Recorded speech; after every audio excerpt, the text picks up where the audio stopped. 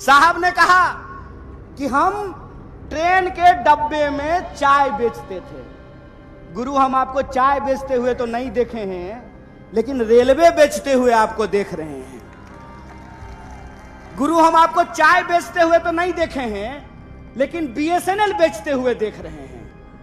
गुरु, हम आपको चाय बेचते हुए नहीं देखे हैं, लेकिन एलआईसी बेचते हुए देख रहे हैं। देख रहे हैं कि नहीं देख रहे हैं? और अगर कोई चाय बेचने वाला होता तो दूध का दाम बढ़ाता क्या? मैं मोदी जी की तरफ पूछूं क्या? अगर कोई चाय बेचने वाला देश का प्रधानमंत्री होता तो जब नया साल आने वाला है तो 2 रुपया दूध महंगा किया जाता क्या?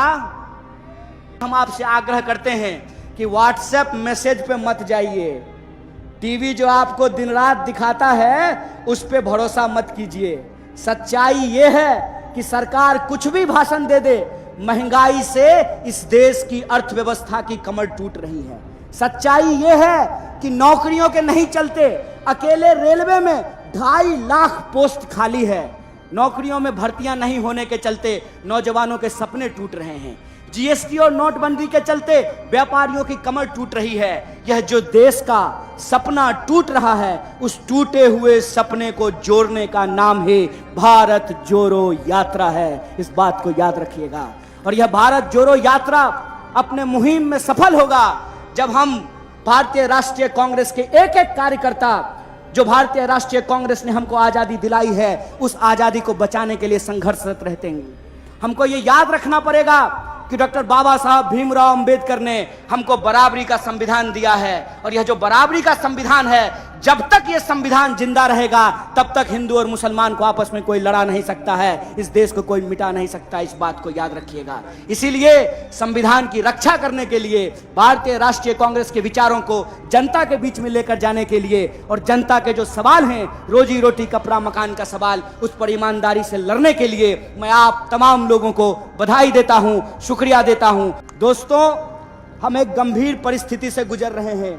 इसीलिए भारतीय राष्ट्रीय कांग्रेस जिस तरीके से मजबूत विपक्ष की भूमिका निभा रही है, हमारे एक एक कार्यकर्ताओं को इस देश के एक एक घर तक पहुंचना पड़ेगा।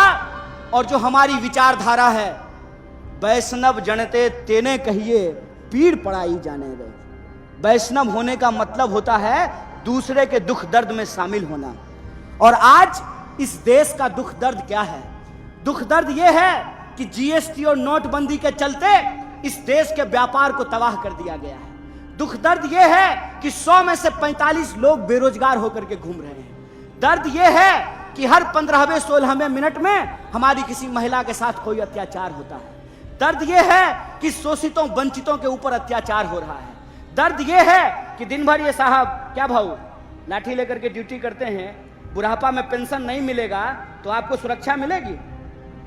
दर्द यह है कि जो लोग अपनी पूरी जिंदगी लगा देते हैं सरकार की नौकरी करने के लिए, उनका पेंशन बंद कर दिया गया है। यह इस देश का बुनियादी सवाल है। इस देश का बुनियादी सवाल रोजी रोटी कपड़ा मकान शिक्षा स्वास्थ्य सड़क बिजली पानी का सवाल है। इसीलिए हम आपसे यह अंतिम आग्रह करना चाहते हैं कि जब तक भारतीय राष्ट्रीय कांग्रेस है तब तक इस देश के ऊपर गोडसे की विचारधारा नहीं थोपी जा सकती है। इंसान को इंसान से नहीं लड़ाया जा सकता है, इंसान को इंसान से नहीं बांटा जा सकता है। इसीलिए हमको अपने देश के बुनियादी सवालों पे बात करना है।